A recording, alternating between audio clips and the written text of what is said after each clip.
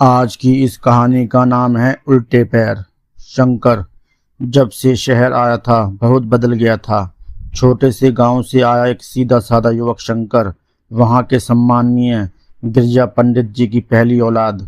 बड़े सपनों से पाल पोस के शहर पढ़ने भेजा था उन्होंने, पर अब उसे कोई देखे तो पहचान भी न सके। उसकी वेशभूषा ही नहीं बदली थी, केवल रंग ढंग बोलचाल, यहाँ तक कि उसने अपना नाम भी बदल डाला था। लोग उसे अब शैंकी के नाम से जानते थे। वह कॉलेज के कुछ उदड़ंगई लड़कों के ग्रुप का नेता था।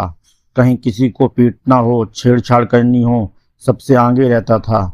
लड़कियों के आगे इतना भोला बन जाता कि वो उसके जाल में फंसी जाती। अभी उनके बॉयज हॉस्टल के सामने गर्ल्स हॉस्टल में कोई लड़की आई थी, उसका पिया नाम था। उसके दोस्तों ने शैंकी को चुनौती दे रखी थी, इसे पटा के दिखा तो जाने। पहले पहल शैंकी ने ध्यान नहीं दिया, फिर एक दिन उसने पिया की फोटो देखी। कितनी खूबसूरत लड़की थी, गोरा दूधिया रंग, कमर तक लहराते रेशमी सिल्की बाल, बड़े बड़े कजरारे नैन। वो अपलक उसे देखता ही रह गया। अब तो उसके मन में भी इच्छा जगी कि इस लड़की से तो दोस्ती करनी ही पड़ेगी, जिसे देखते ही पहली नज़र में उससे प्यार हो गया था उसे। शैंकी सुबह शाम गर्ल्स हॉस्टल के चक्कर लगाता, पर उसे साक्षात कभी न देख पाया। फिर किसी दोस्त ने बताया कि वो सामने वाले प्रियदर्शनी पार्क में सुबह शाम जॉगिंग के लिए जाती है। शैंकी को उससे मिलने की बहुत बेताबी थी। पहुंच गया सुबह वहां, जैसे तस्वीर में थी उससे कहीं ज्यादा खूबसूरत थी वो। शैंकी उसके आसपास मंडराता रहा, पर उसने आंख उठा के भी उसे नहीं देखा। बहुत परेशान हो उठा था वो। ये कैसी लड़की है, शायद पहली है जो उसके जाल में फंसने से बच रही थी।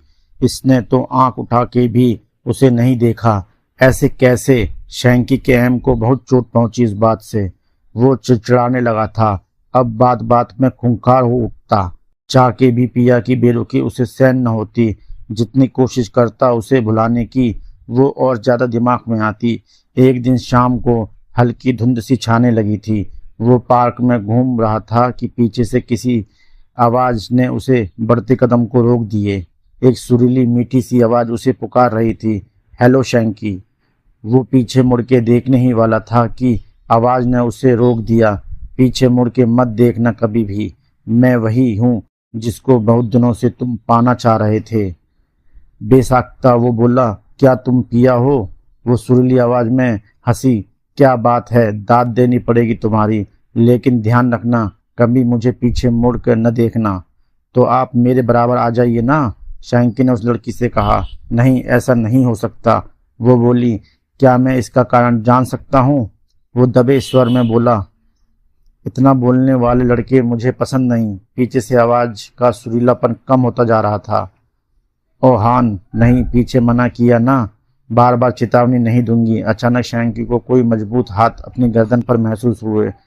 छोड़े, वो गिड़गिड़ा उठा। हाथों की पकड़ धीमी हो गई। शैंकी बहुत डर गया था। गहरी गहरी सांस लेता वो आगे बढ़ने लगा। थोड़ी दूर जाने पर उसे लगा कि अब उसके साथ शायद कोई नहीं था, लेकिन पीछे देखने को मना था, इसलिए वो सीधा कमरे पर जाकर बिस्तर पर औंधे मुंह गिर गया। शैंकी बहुत डर गया था उस दिन। कुछ दिनों वो पार्क नहीं गया। मन ही मन अकुलाहट थी कि ये पिया ही थी या कोई और थी। हिम्मत बटोर आज फिर वहां चल दिया। पार्क में आज पिया दिखाई नहीं दी थी। वो निराश भी था और रिलैक्स भी था। चलो जान छूटी। अभी सोच ही रहा था कि पीछे से चिरपरिचित आवाज आई, आज बहुत दिन बाद आए, तबीयत ठीक है तुम्हारी? शाबाश, पीछे नहीं देखना, समझदार हो गए हो, वो बोली। बीमार था, शैंकी कांपती आवाज में बोला। अरे डरो मत, मैं इतनी भी बुरी नहीं। चलो तुम्हें अपनी शक्ल दिखाती हूँ। आज अपनी नाक की सीधी में चलते रहो, जब मैं कहूँगी तब रुक जाना बस। शैंकी यत्रवत चलता रहा। सामने एक झील थी, वो आगे, आवाज पीछे। थोड़ी देर में झील के पानी में एक छवि उभरी, एक सुंदर लड़की की। वो पिया जैसी ही दिखती थी। शैंकी गौर से उसे देखता रहा। अचानक उसकी निगाह उसके पैरों तक पहुंची और वो चक्कर खा के गिरने को हुआ। उस लड़की के उल्टे पैर थे। तो क्या ये लड़की नहीं चुड़ैल है कोई? हे भगवान, ये मैं किसके चक्कर में पड़ गया? शैंकी पत्ते की तरह सिर उठा। क्या सोच रहे हो शैंकी? वो हंसते हुए बोली। कुछ नहीं जी, वो हकलाया, अब लौट चलें। अरे इतनी जल्दी, अभी तो मिले ही हैं। शक्ल अच्छी नहीं लगी क्या मेरी? वो बोली। नहीं नहीं, शैंकी ने कहा। वो तो ठहाका लगा के हंसने लगी। शैंकी अब बुरी तरह उसके जाल में फंस चुका था। उसे समझ न आता कि क्या करे।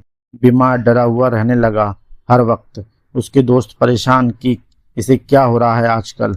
एक दिन सोते हुए वो कुछ बड़बड़ा रहा था और उसके प्रिय मित्र ने सुना। वो रोते हुए पिया से खुद को छोड़ने की गुहार लगा रहा था। उसने अगले ही दिन शैंकी के पिताजी को टेलीफोन पर सूचित किया कि शैंकी किसी आत्मा के चक्कर में फंस गया है, आप उसे संभालें आकर। अगले हफ्ते अपने पिता को अचानक आया देखकर शैंकी को बहुत सुखद आश्चर्य हुआ। वो उनसे लिपट के फूट फूट कर रोने लगा। उसने कहा, पिताजी मुझे बचा लें, आइंदा कोई गलत काम ना करूँगा। उसके पिता ने सारी बात सुनी, अपने मित्रों से इस बारे में परामर्श किया और शैंकी को सारी योजना समझाई। योजना अनुसार शैंकी सुबह जल्दी ही पार्क पहुंच गया। थोड़ी देर में वो आवाज़ आई और वो लड़की उससे बातें करने लगी। आज फिर उसने शैंकी को सीधे अपने बताए रास्ते पर चलने को कहा। शैंकी चुपचाप चलता रहा। वो दोनों एक वीरान खंडर तक जा पहुंचे। हवा की सनसनाहट, सूखे पत्तों की चिरचिराहट उस जगह को डरावना बना रहे थे। कुछ चमगादड़ उड़कर शैंकी के कान के पास से तीर की तरह निकले। वो डर गया। वो लड़की उसे उस वीराने में लाकर पटकने वाली थी कि शैंकी फुर्ती से पीछे मुड़ा और असावधानी में वो लड़की उसे कुछ न कह पाई। मामला समझ आते ही वो गुर्राई, तुम पीछे कैसे मुड़े? मैं तुम्हारा खून पी जाऊंगी। इतने में ही उस चुड़ैल बनी लड़की को शैंकी के पिता और कई पुलिस वालों ने घेर लिया। इस अप्रत्याशित हमले के लिए वो तैयार न थी। पुलिस को उसने बताया कि उसके पिता गरीब थे, ठेला लगाते थे।